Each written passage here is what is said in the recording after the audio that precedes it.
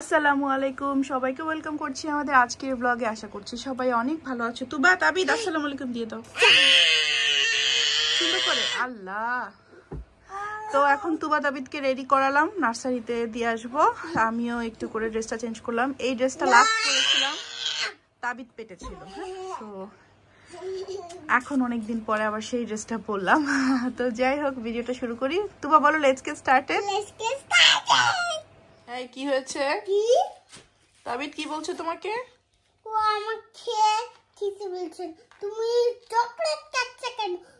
নস কই তাইলে কই চকলেট খাচ্ছি সোনা? জনি জনি জনি পাপা জনি জনি জনি ইয়াই ইয়াই হা হা হা জনি জনি দাদা জনি জনি জনি ইয়াই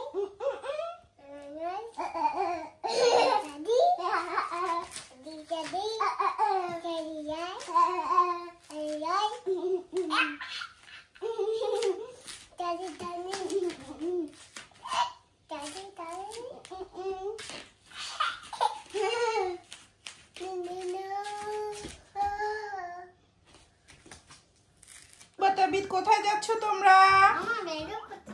See you later. Beep beep.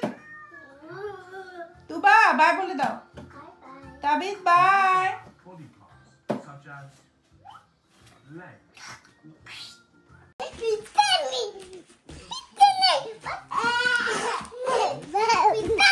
পিটুনি কে শিখিয়েছে? Anita aunty nursery?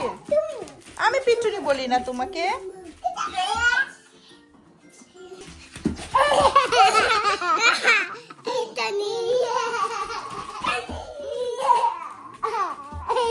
তুমি যে আপেল না খেয়ে এভাবে ফেলে দাও কেন? আপেল কিভাবে ফেলে দেওয়ার জিনিস? চাবায় চাবায়। তুবা তাবিদকে শিখাতে পারো না তোমার ব্রাদারকে? এই তোমার ব্রাদার তো পড়ে যাবে। তোমার ব্রাদার তো কোনো কথা শুনে না। এই যেগুলো কে ফেলাইছে? হ্যাঁ, সব তাবিদ। এই দেখো আবার ফালাচ্ছে। আমি খালি ক্লিন করি, তোমার দুষ্টু ব্রাদার। তোমার ড্রেসটা তোমার পরে আরাম লাগছে? আরাম লাগছে ড্রেসটা পরে? চলো আমরা যাই। এই তাবিদ, আব্বু আসো। কিসের জাম করবে? এখন যাবা না নার্সারিতে? চলো আব্বু। আব্বু are you ready? Are you ready?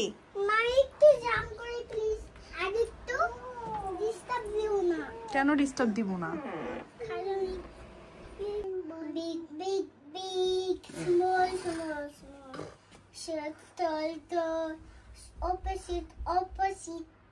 কে শিখেছে?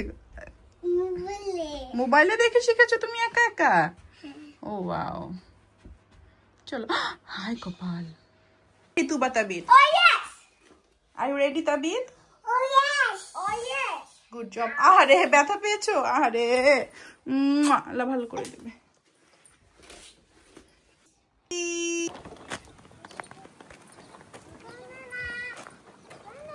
হ্যাঁ, তুবা জানে কোন দিক দিয়ে যেতে হয়। তাবিদ আসো আব্বু। দিয়ে আসলাম বাচ্চাগুলাকে নার্সারিতে 3 ঘন্টার জন্য। তুবা আগে 5 ঘন্টা যেত, বাট যেহেতু আমরা বাংলাদেশে গিয়েছিলাম, নার্সারিতে একটু স্পেস কমে গিয়েছে, টাইমিংটা একটু কম করে দিয়েছে। তো ইনশাল্লাহ সেপ্টেম্বর থেকে তুবা স্কুলে যাবে, তখন তুবা ভালো টাইম যাবে, তাবিদও তখন ইনশাল্লাহ টাইম পাবে। তো এখন আমি বাসায় গিয়ে 1-2টা লাগেজ হলেও আনপ্যাক করার চেষ্টা করব। তাবিদ তুবার অনেক জামা ছোট হয়ে গিয়েছে, এখন তাবিদ তুবাকে জামা পরাতে গিয়ে দেখলাম, সেগুলো একটু সর্ট আউট করার চেষ্টা করব।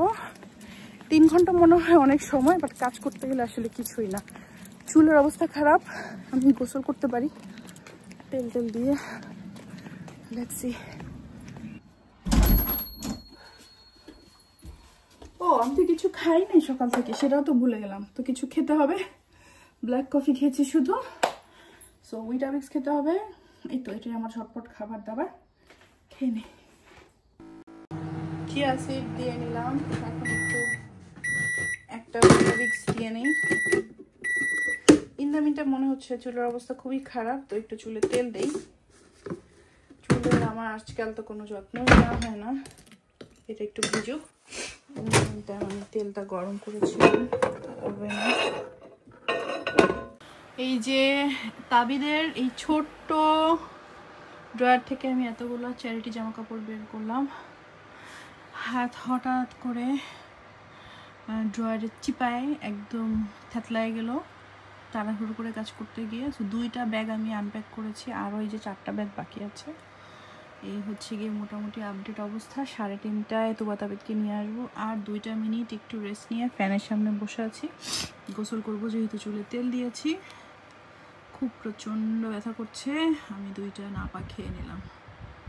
তাড়াতাড়ি করে গোসল করে বের হয়ে গেলাম, চুলটা শুকানোর টাইম পাই না, এইভাবে আমি অ্যাকচুয়ালি কোথাও যাই না। চাবি নিয়ে নিলাম, আর বেসিক্যালি আমার 2টা হাত আসলে থেতলে গিয়েছে ড্রয়ারের চিপায়।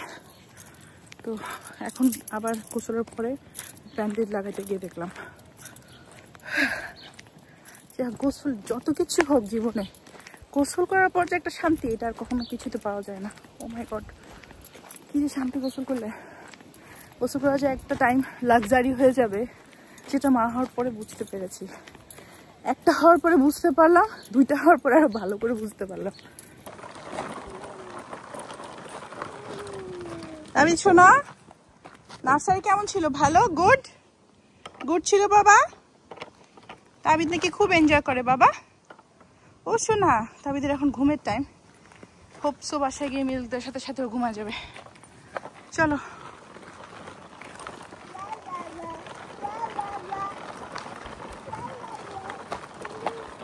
শোনা ঘুম নার্সারি থেকে এসে, তুবাকে একটু পরে দিয়ে যাবে নার্সারি থেকে। তুবা পিৎজা খাচ্ছিল নাকি।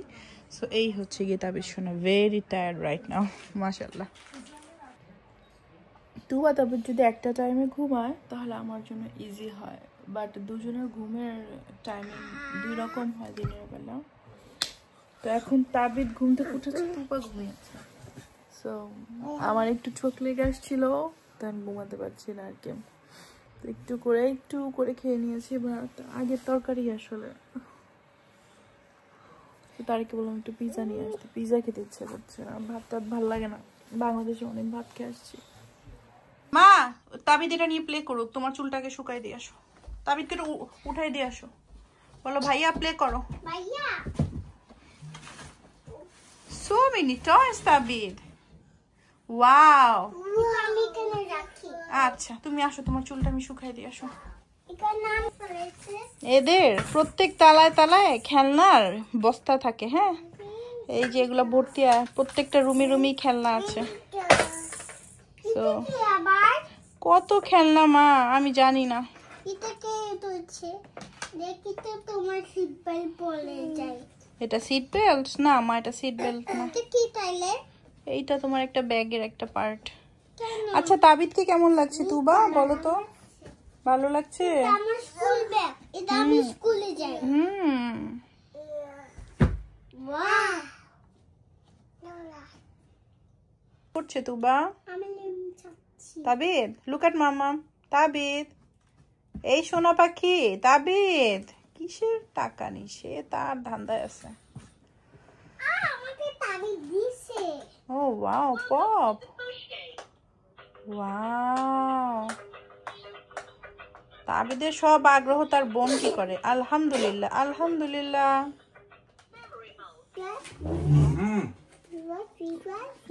পিজা খাবা? পিজা খাবা? ওয়াও, অনেক ভালো মা। হুম, অনেক ভালো। অনেক ভালো। খাওয়া শিখতে হবে তাবিদ। তুমি নাকি নার্সারিতে কোনো খাবার খাও না, অনেকে কোনো খাবার খায় না।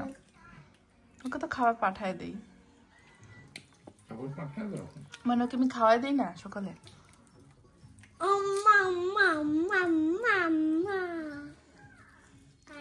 আমার আজকের ভিডিও এখানেই শেষ করি। হাতের মধ্যে ক্রিম দিয়ে দিলাম, হাতের ব্যথাটা ভালো করছে মনে হয়। রাতে শুধু ব্যথা তো বেশি বাড়ে। তো আরও আমাদের স্টোর রুম ক্লিনিংয়ের কাজ আরও বাকি আছে। কালকে হয়তো বা বিল্ডার আসতে পারে, বিল্ডারের কাজটা এখনো শেষ হয় নাই।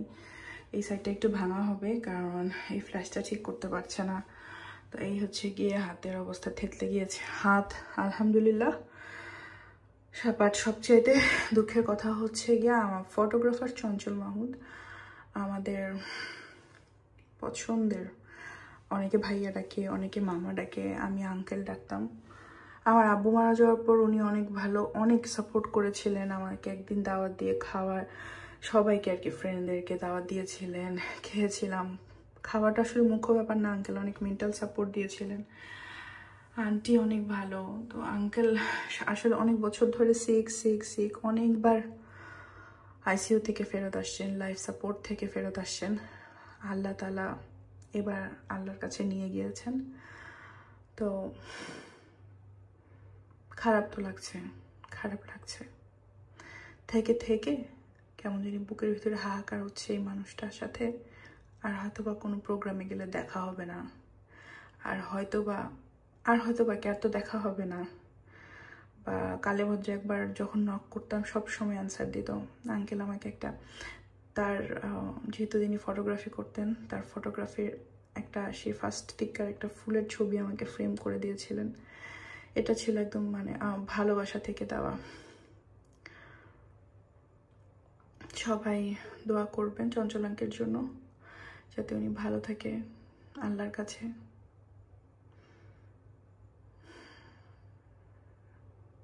আল্লাহ হাফেজ।